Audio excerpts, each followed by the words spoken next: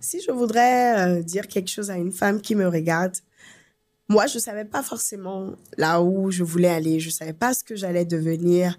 Ma vie était compliquée, c'était dans le trou noir. Mais une chose que je savais, c'était ce que je ne voulais pas. Je sais pas ce que je veux faire, je sais pas où je veux aller, mais je sais ce que je ne veux pas.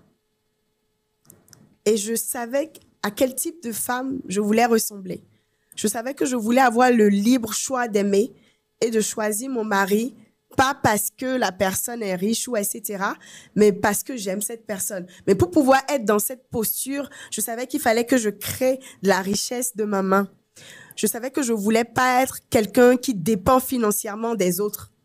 Ça, je le savais. Et c'est ce qui a fait que j'ai repris mes études et que je m'y suis consacrée. Tamrat, comment vas-tu? Ça va, Ladji, et toi? Ça va. Avant d'entrer dans le vif du sujet, dis-moi un peu qui tu es. Ben, je suis Tamrat Din Guédou. Je travaille dans la FinTech. Je suis directrice Afrique chez l'EMFI où je supervise toutes les activités dans la zone Europe et Royaume-Uni. L'EMFI, c'est quoi exactement?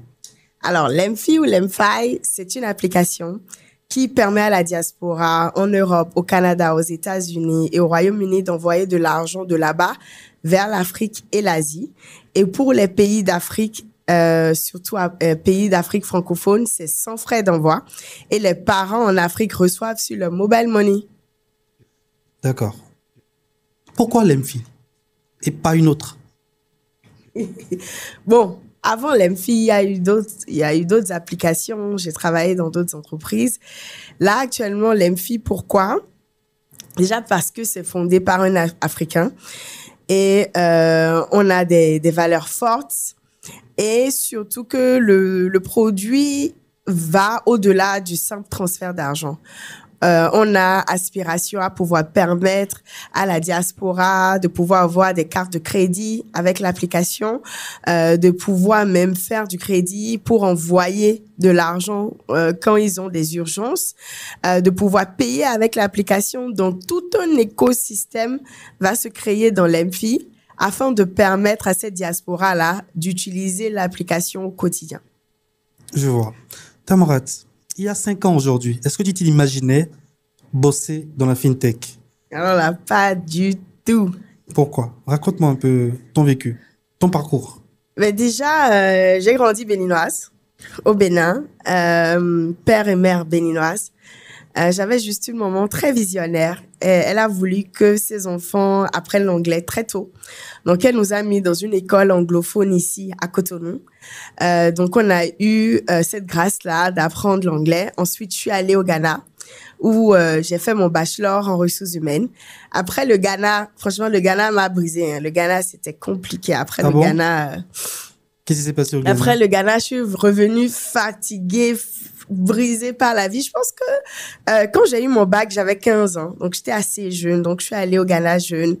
Et là, j'ai connu le monde, la vraie vie, dans ses difficultés, les mauvaises fréquentations, toutes les bêtises qu'ils peuvent avoir. J'ai eu toute cette expérience-là. Et je suis revenue au Bénin, habiter avec mon père, où j'ai essayé de revenir en moi-même, de me reconstruire et de recommencer sur de nouvelles bases. Donc, après cette expérience au Ghana, je suis revenue à Cotonou, où j'ai fait un master en gouvernance des organismes internationaux. Et après ça, j'ai eu une bourse, la bourse Weizblick, qui m'a permis d'aller en Allemagne. D'accord. Du coup, jusqu'ici, je faisais ma petite vie en Afrique. Je croyais que j'étais arrivée. Donc, quand j'arrive en Allemagne, c'était juste pour 6 mois. Hein.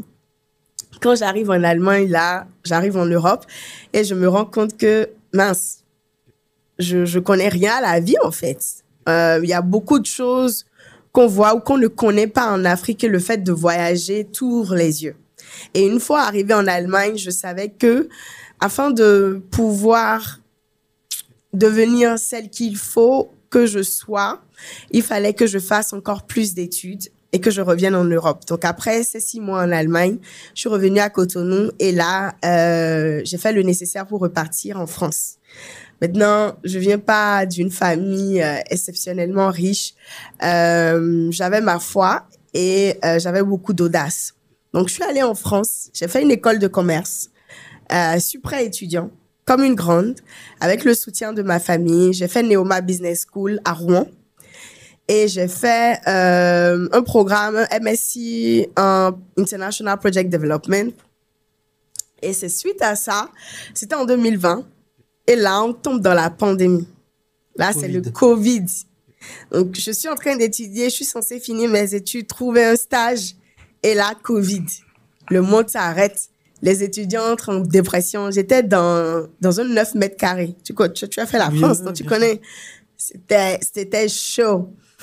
Et dans tout ce bruit-là, j'avais mon mari qui était dans le temps mon fiancé, je dirais. Et un jour, il me dit, Tamrat, fais une vidéo, mets sur LinkedIn. Il y a tes frères, tes potes là qui trouvent des stages comme ça. Fais une vidéo. Je me dis, OK, comme j'aime pas les si, je savais. Je dis, bon, OK, je vais faire une vidéo.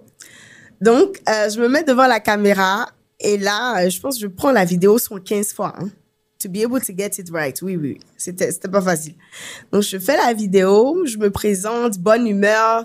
J'adresse le fait qu'on est en COVID et que c'est chaud, mais que j'espère qu'ils vont bien. Et là, je bascule en anglais et je dis que je recherche un stage dans une start-up, etc., etc. Et voilà, que je suis prête à travailler maintenant. Et là, la vidéo fait le tour. Genre, j'ai 20 000 vues. La vidéo devient virale. Faire 20 000 vues sur LinkedIn, c'est pas donné à tout le monde. Je t'assure. Les gens repartagent. En fait, il faut comprendre que parfois, when you put yourself out there, c'est ça les anglophones disent. Quand tu te mets devant, tu te mets dans une posture vulnérable. Parce que effectivement, c'était une posture vulnérable. Mais en même temps, dans cette vulnérabilité, tu sais pas, en fait, là où ça peut t'amener. Et c'est comme ça que quelqu'un chez l'entreprise dans laquelle je travaillais, la première fintech pour laquelle je travaillais, la personne était au Canada, la dame. Elle me voit, elle dit, bon, qui cherche à recruter en France? Il recherchait pas un stagiaire ou une stagiaire, mais si je travaille bien, ce sera un stage de pré-embauche. Donc, c'est comme ça que je rentre dans la fintech. Et ils se disent, bon, je viens de la diaspora, j'ai les smarts, pourquoi pas, j'ai jamais fait de marketing, j'ai jamais fait de la fintech, j'ai pas fait de finance, mais une chose était sûre, c'est que j'avais cette détermination-là à m'en sortir. Et puis, c'est comme on le dit en anglais, all die be die, dans le sens que bah, t'es dans la mer, tu dois nager, tu vois. Tu peux pas couler. J'avais pas le choix, il fallait que je m'en sorte. Donc, j'ai décroché ce boulot, j'ai bien travaillé, j'étais stagiaire, mais je faisais la même chose que les managers faisaient. Et tu sais, dans les startups, il y a tellement de travail. Si tu veux travailler là, tu vas travailler et ton travail sera visible. Et c'est comme ça que mon aventure dans la fintech a commencé. Et après, tu as commencé à bosser avec l'EMFI? Non. Bah, j'ai travaillé dans cette fintech-là pendant 4 ans. Ensuite, j'ai quitté cette fintech parce que je stagnais. Je apprenais plus beaucoup de choses. Je voulais sortir de ma zone de confort. Quand j'ai quitté cette fintech, j'ai fait quelques freelances. Mon mari et moi, on a décidé de revenir en Afrique, donc de quitter l'Europe et d'aller s'installer à Abidjan. Et donc, je faisais du freelance. Je l'ai accompagné. Je faisais du freelance et dans cette vie de freelance là, c'est là que le CEO de l'EMFI m'a contacté. Le CEO même? Le Nigérian? C'est comme ça t'a fait sentir comment? Ah, je voulais pas. J'ai dit non, ce gars-là, parce qu'il était très bien connu dans l'écosystème. Donc, j'avais dit non. Je voulais pas. En plus, j'allais me mettre en posture de compétiteur avec une de mes précédentes boîtes. J'avais aussi des amis qui travaillaient là-bas. Donc, c'était bizarre. Donc, j'ai dit non. Et qu'est-ce qui t'a fait décider? Du coup, quand j'ai dit non, j'ai continué ma vie. Mais mon CEO, c'est quelqu'un de très déterminé et il ne prend pas non pour une réponse. Du coup, quelques mois après mon non, il a décidé de venir me rendre visite et il a dit, je veux venir te rencontrer, ton mari et toi. Comme s'il avait compris que si une décision devait se prendre, il voulait rencontrer les deux décisionnaires. Donc, il a pris son avion Il est venu jusqu'à Abidjan, on nous rencontrait. Il est venu à 14 heures, on a parlé jusqu'à 17 heures. Il a repris l'avion, il est parti. Et quand il est venu... Des choses de riche. Je t'assure, les choses de boss. Et quand il est venu, on savait pas, mon mari et moi, on s'en rendait pas compte, mais c'était l'entretien qu'on passait comme ça. Et on s'est entretenu, on a parlé de tout, de rien. Il a parlé de la vision qu'il a pour l'EMFI. Il a parlé du fait qu'il voulait lancer les cartes de crédit. Et ça, c'était il y a 1 an. Aujourd'hui, on a les cartes de crédit chez l'EMFI pour les utilisateurs au Royaume-Uni. Ils peuvent avoir des cartes de crédit et même prêter de l'argent chez nous. Donc, il parlait, tu vois, et que c'était bon à entendre, mais je voulais toujours pas. Donc, il n'a pas essayé de me redemander, il est juste parti. Et quelques semaines après, il est revenu avec une offre. Et c'est ce genre d'offre qui ne se refuse pas. Dans le sens qu'il est venu, et cette fois-ci, c'était pas un simple job de manager. Il a dit qu'il voulait me mettre à la tête de la direction de la francophonie. Donc, j'allais lancer tous les pays francophones et africains, et j'allais lancer aussi l'Europe. Et j'allais avoir mes équipes, j'allais faire mes recrutements. Le côté impact que je recherchais y était.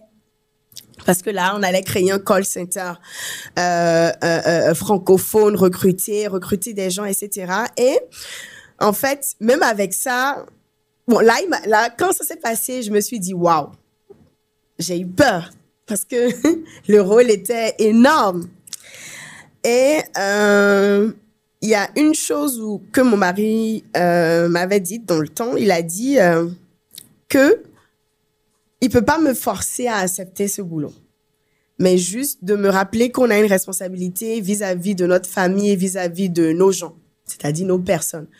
Dans le sens que on peut pas te mettre à ce type de poste et parce que tu veux rester dans ta zone de confort où tu as peur, tu vas dire non.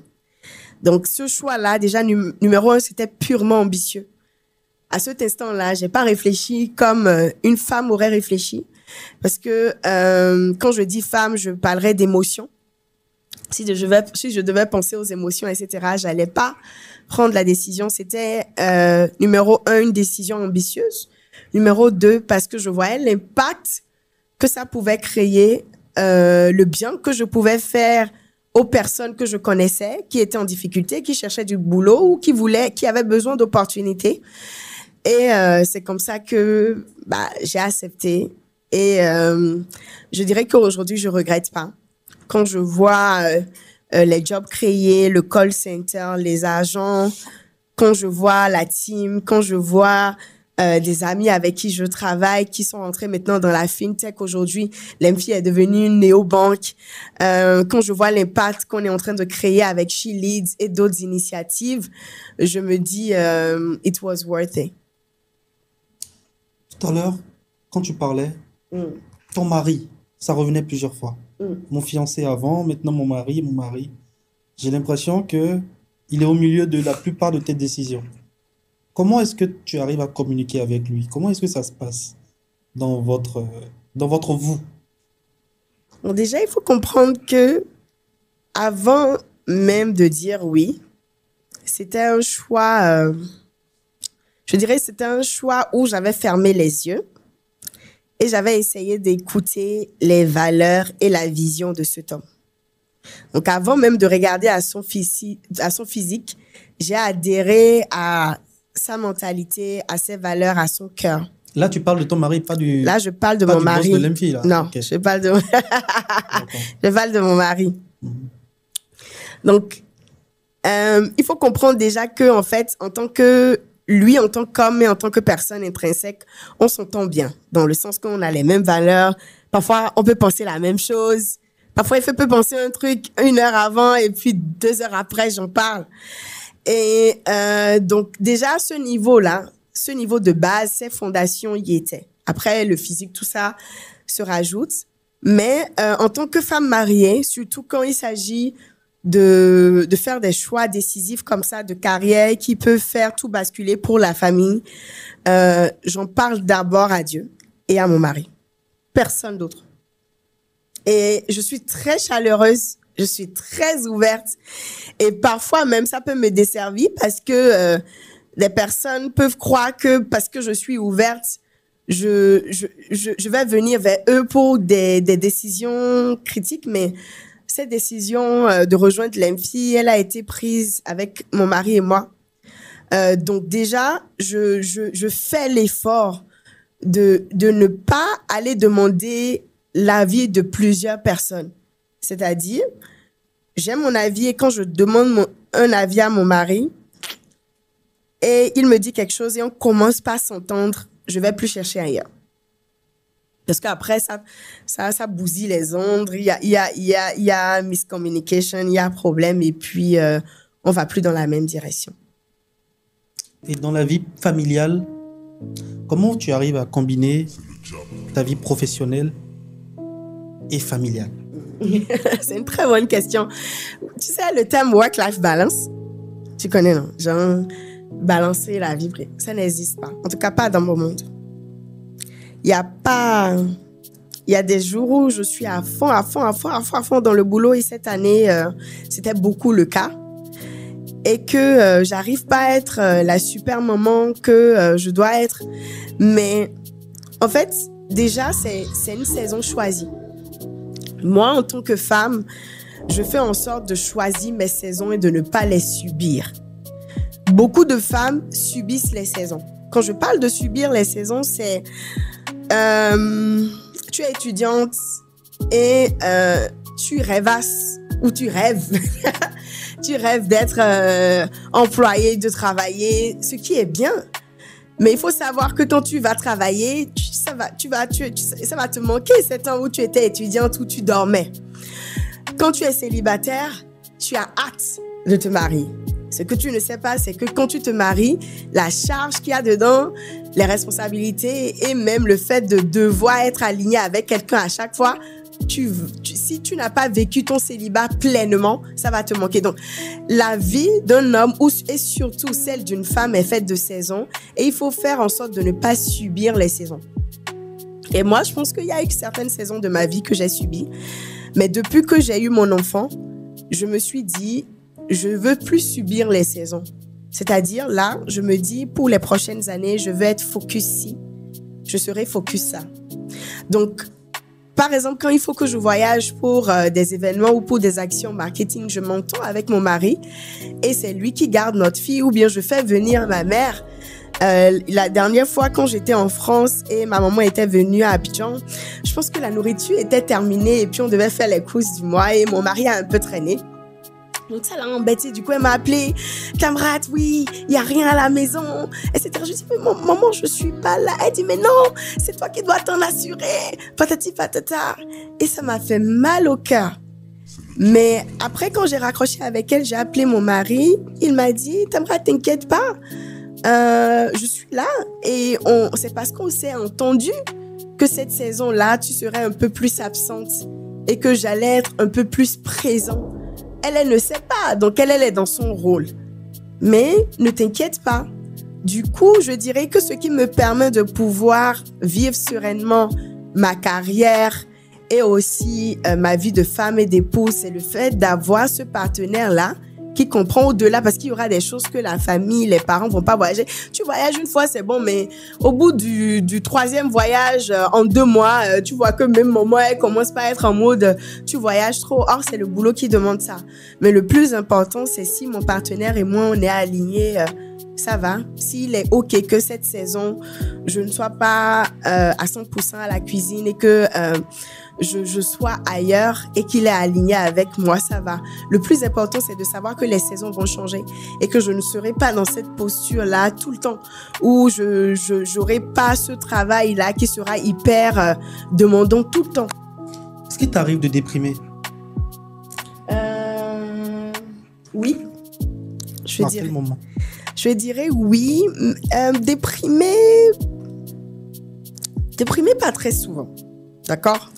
Je peux avoir un coup de blues. Écoute, si c'est trop, c'est 24 heures. Si c'est trop, c'est 24 heures parce que le lendemain, je dois me retrouver face au Seigneur et prier et me relever. Si c'est trop, et en même temps, tu as un enfant là, tu as des responsabilités. Si c'est trop, c'est 24 heures. Et c'est pas bon Le Seigneur dit dans sa parole d'être en joie tout le temps. OK?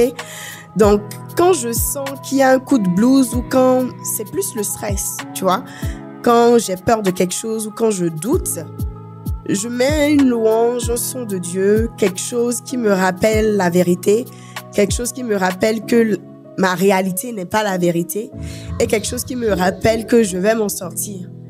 Ou l'une des armes les plus fortes quand on déprime, c'est l'action de grâce. Parce que parfois, le cerveau, tu peux avoir une feuille blanche et il y a un point noir et ton cerveau va se concentrer sur le point noir là. Mais quand tu arrives à rendre grâce pour le fait que tu sois en vie, tu respires, tu es en bonne santé, tu as une famille, tu as à manger, tu n'es pas sans abri, etc., ça diminue les problèmes et puis ça arrive à changer le mood.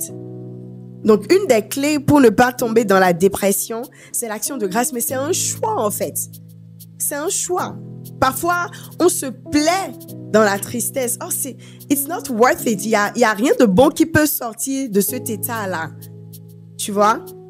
Donc, voilà, déprimer rarement. Je vois. D'aucuns pourraient penser qu'aujourd'hui, comme tu es la directrice Afrique de l'EMFI, bah, tu n'as plus de problème, hein, tu as beaucoup d'employés. Oui. Et tout, etc. Il n'y a plus beaucoup de charges. Les choses commencent même. J'aimerais que tu nous en parles un peu. Quels sont les défis aujourd'hui que tu rencontres dans ta nouvelle vie de Boss Lady? Ah, ça.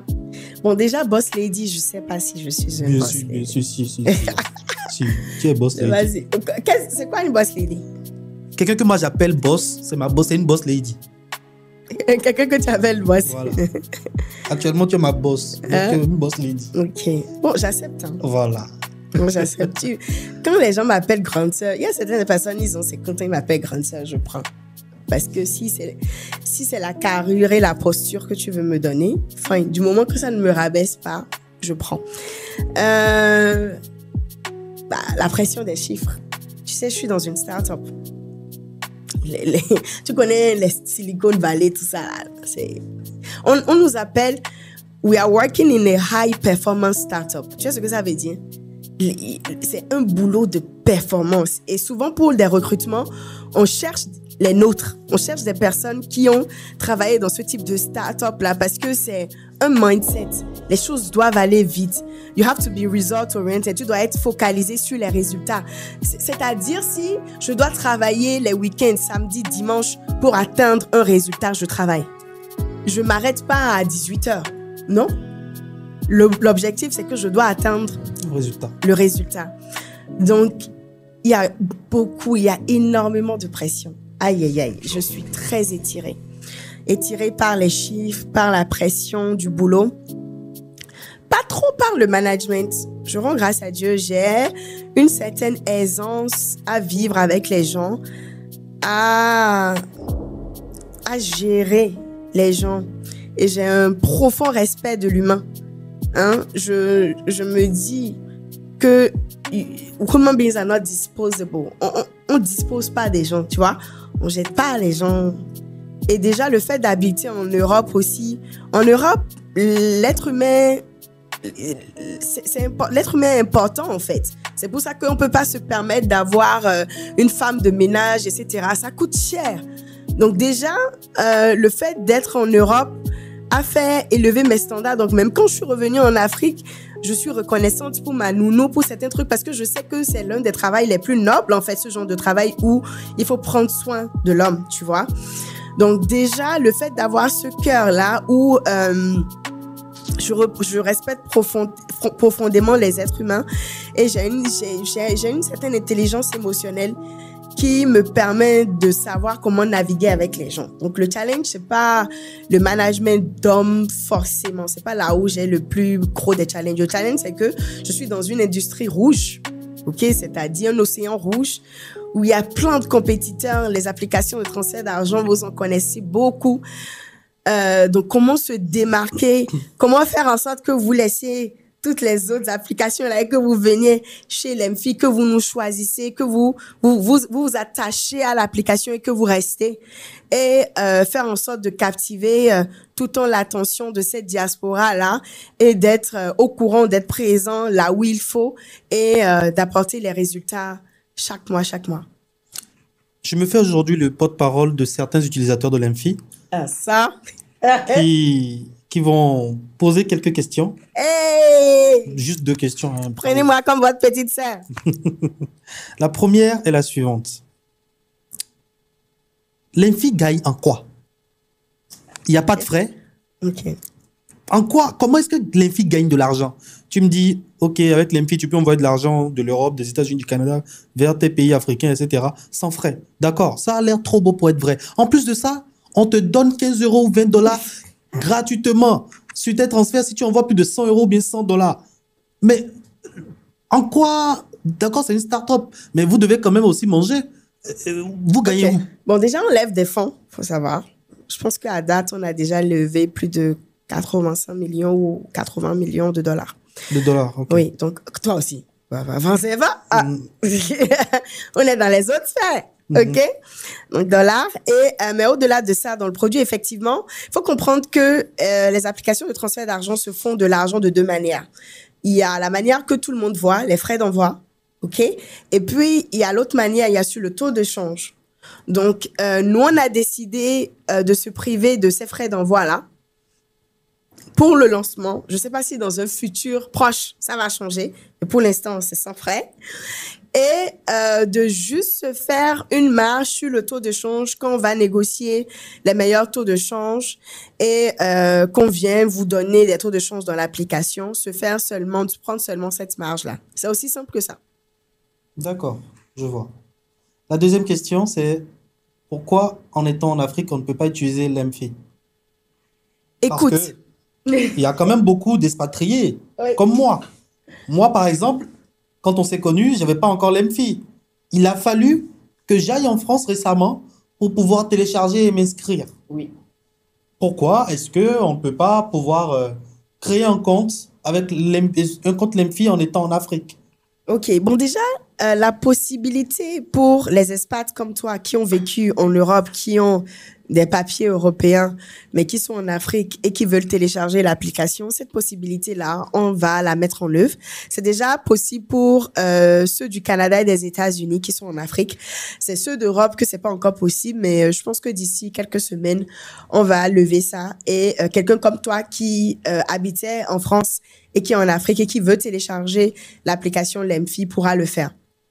Maintenant, cette application, elle est pour la diaspora. C'est pour envoyer de l'argent de là-bas ici. Maintenant, pourquoi pas le contraire? Je sais que actuellement, par exemple, au Nigeria, avec l'application l'Emfi, on peut se faire un reverse transfer. Ça veut dire que quelqu'un qui a un compte en banque, toi tu as ton compte en banque au Nigeria, et puis tu as un autre compte à la diaspora et tu voyages par exemple au Canada, tu peux t'envoyer de l'argent de ton compte là dans ton wallet l'Emfi qui est au Canada. C'est pas encore disponible pour l'Europe. Mais comme au Canada, en Angleterre, aux États-Unis, on a un portefeuille, c'est disponible là-bas pour certains pays où on a la licence sur place. Maintenant, le deuxième truc, c'est que effectivement, en fait, c'est parce que aussi le focus de l'Emfi actuellement, c'est vraiment les immigrés, c'est vraiment soutenir ces personnes-là qui quittent leur pays d'origine, qui ont certains besoins en Europe, qui ont besoin d'envoyer, qui ont besoin de cartes de crédit, qui ont besoin de dépenser. C'est notre cible première. Maintenant, personne ne dit que dans un futur proche, il y aura pas un wallet en Afrique, je sais pas. La raison qui me pousse à dire ça, parce que c'est juste parce que c'est un peu frustrant. On a l'impression que l'argent doit toujours quitter l'Occident pour aller en Afrique. Yes, c'est vrai. Tu vois? On a toujours cette impression et si on continue comme ça, on va jamais évoluer. Non, et puis il y a les parents qui envoient aussi l'argent pour les études et tout. Effectivement. Oui, je pense, mais... Moi, je parle plus dans un modèle global. Ça ne concerne pas que les applications de transfert. On a aussi, par exemple, les applications de monétisation, les applications de réseaux sociaux, où en Afrique, c'est difficile de se faire monétiser, par exemple. On se dit, mais qu'est-ce qu'il faut faire au final? Est-ce qu'on n'a pas assez de start-up? Est-ce qu'on n'est pas assez respecté sur notre continent? etc., etc. Je sais qu'il y a d'autres régions d'Afrique qui sont plus valorisées que d'autres, parce qu'il y a, Les anglophones, par exemple, voilà, le Nigeria. les anglophones sont monétisés. Au Bénin, on ne l'est pas. En Côte d'Ivoire, je pense ils ont une monétisation partielle, c'est pas encore trop ça. Je pense que si on a plus d'applications, plus de plateformes, plus de startups européennes, occidentales, etc., comme vous, mais qui commencent à plus mettre l'accent sur l'Afrique, sur des services made in Africa, Yes. ça pourrait faire évoluer les choses. C'est vrai. Est-ce que tu pourrais prendre l'engagement aujourd'hui de dire, moi, Tamrat, je promets que dans 2 mois, vous allez pouvoir envoyer de l'argent depuis votre application de l'Infi jusque même en France? Bien sûr que non. Ah, Déjà parce que je n'essaie pas de devenir présidente. Mais non, parce que c'est un trop gros engagement. C'est pas moi qui ai la vision de l'application. C'est une vision qui est déroulée, que je suis. Pour l'instant, c'est vrai qu'on est centré diaspora. Maintenant, pourquoi pas dans un futur proche? Maintenant, je partage ta frustration. Et je pense que nous, en tant qu'Africains, à un moment donné, il faudrait qu'on arrête d'attendre que les autres fassent des choses pour nous. Il faudrait arrêter d'attendre que Mark Zuckerberg pense à toi qui est au Bénin ici. Quand il le fait déjà pour des grandes nations, il faudrait arrêter et il faudrait construire son propre truc. We gotta stop. Ben, les Chinois, ils construisent leur propre truc. Ils ont leur WeChat. Ils ont whatever works best for them. nous, on a Momo. On a quoi? On a Momo. Pour l'argent. Non, moi, je pense que ta frustration doit t'amener à vouloir créer le réseau social pour l'Afrique francophone qui monétise bien les créateurs de contenu. Et tout comme certains créateurs de contenu disent, moi, je vais poster ça que sur Snapchat parce qu'il y a des avantages sur Snapchat que vous tous vous levez, vous dites, vous allez poster que là. Donc, s'ils veulent voir ce qui se passe, ils n'ont qu'à venir. Tu vois, moi, je trouve que mon CEO, il a fait sa part. Ridouane, il a construit une boîte pour les immigrés où il y a des Noirs à plusieurs niveaux de hiérarchie, où on fait de belles choses dans la diaspora et aussi pour l'Afrique. Tu vois, maintenant, souvent, tes frustrations montrent aussi parfois ton appel, là où Dieu t'amène à œuvrer. Moi, je sais que tu as ces compétences-là, tu es ingénieur. Mais il faut juste se lever, tu vois. Donc, écoute, il faut arrêter d'attendre que les autres fassent des trucs. Aussi, il faut arrêter que les anglophones aussi fassent des trucs. Bon, il faut aussi que nous, la francophonie, on se lève, tu vois. On se lève et on fasse quelque chose pour nous. D'accord. Alors, on s'approche de la fin de l'interview. Je sais que ça a été un peu les cascades russes. J'ai alterné entre pro, perso. Là, on va aller un peu plus dans le pro. Dans le perso, je veux dire. OK. Tamrat, ce prénom, il est musulman. Oui, il est arabe. Il est arabe. Du coup, tout à l'heure, tu as parlé de louange et tout. Est-ce que tu es musulmane ou tu es chrétienne aujourd'hui? Ok, bonne question. Je suis en Christ. Donc, j'ai donné ma vie à Christ. C'est vrai que je suis née d'une famille musulmane. Maintenant, tout au long de mon parcours, avec ce que j'ai vécu dans la vie, les vicissitudes de la vie, je me suis retrouvée nez à nez à faire un choix et à donner ma vie à Jésus. Et depuis quand j'ai fait ce choix-là, ma vie a changé, elle a basculé. Donc ce nom, je le porte fièrement parce que ça veut dire le fruit de notre amour. Ça veut dire date, ok? Un fruit qui est sucré, en même temps très résilient. Mais au-delà de ça, la foi est personnelle. C'est vrai que nous, en tant que parents, nous devons transmettre, nous devons éduquer nos enfants dans la voie qu'ils doivent suivre. Et maintenant, en fin de compte, quand les parents ne sont plus là et quand l'enfant fait face à la vie, à certains choix, il faut que l'enfant puisse faire des choix, pas parce qu'il a vu faire. En fait, à un moment donné, il faut que Dieu arrête d'être le Dieu de mes parents et soit mon Dieu. À un moment donné, il faut que la foi arrête d'être la foi que j'ai prêtée à mes parents et soit ma foi, selon mes expériences et selon ce que j'ai vécu. Et moi, ce que j'ai vécu m'a amené à rencontrer un sauveur, un Jésus qui est formidable, qui a changé ma vie. Je parle avec beaucoup d'émotion parce que j'aime le Seigneur. Et je suis passée par beaucoup de choses, la dépigmentation, la fumée. Qu'est-ce que j'ai pas fait? J'ai failli rater mes études, manquer le but. Mais quand j'ai donné ma vie à Christ, les choses sont devenues plus claires et j'ai commencé par connaître mon identité, m'aligner à moi-même. Et aujourd'hui, j'ai fait ce choix-là et je suis reconnaissante du fait que mon père ait accepté ma foi. Ma mère aussi, ma famille ne m'a pas renié. Ils ont vu que c'était bon pour moi, ils ont vu le changement et ils ont dit tant que c'est pas de l'idolâtrie, c'est des choses bizarres. Voilà quoi, ils me soutiennent. Et j'en suis très reconnaissante. On te soutient aussi. S'il y a une chose que j'ai appris en te côtoyant, c'est une seule phrase. Quoi? Chaque chose en son temps. Ah ouais? Chaque chose en son temps. Et là, moi, je parle de ma relation personnelle avec toi. Yes. Chaque chose en son temps. C'est ce que je retiens à chaque fois que je pense à Tamrat. Moi, je te souhaite bon vent. Je te souhaite le meilleur. Je souhaite que ceux qui vont regarder cette interview téléchargent l'Amphi. Oui. Ou faut dire aux parents là-bas. Je parle plus aux femmes comme toi que tu pourrais influencer, qui peut-être traversent des moments durs, des moments compliqués dans leur vie, qui savent pas où se mettre, qui ont des idées et que certains aléas de la vie sont en train de les éloigner du but aussi, puissent vraiment se concentrer, se dire voilà une femme qui n'était pas partie forcément pour travailler pour un CEO. Voilà une femme pour qui le CEO d'une grande boîte vient dans un pays, fait 2 heures d'entretien avec elle et repart dans la même journée.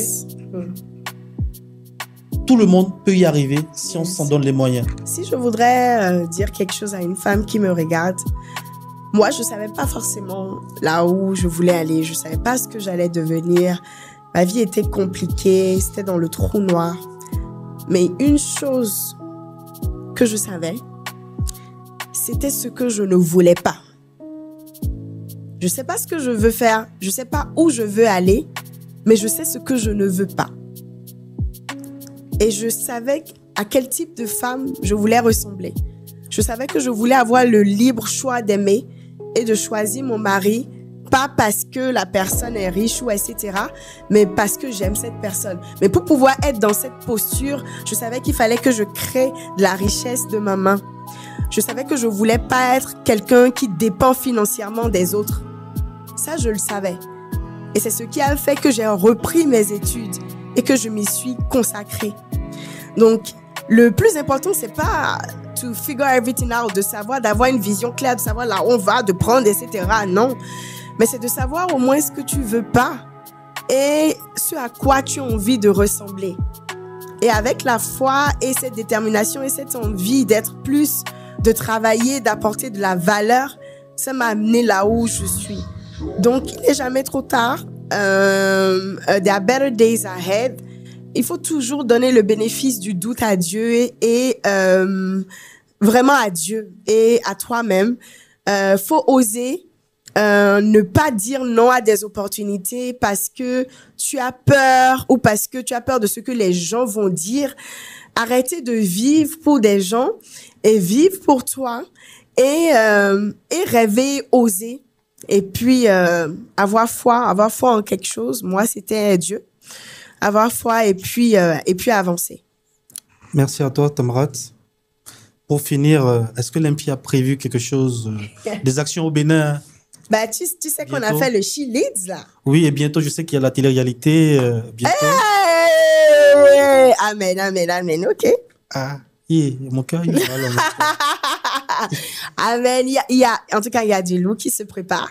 Il y a beaucoup de choses qui se préparent aussi avec toi, Camille. Et voilà. Restez connectés. C'était Tamrat, directrice régionale Afrique chez l'Amphi pour la zone Europe et Royaume-Uni sur le Lagi Talk.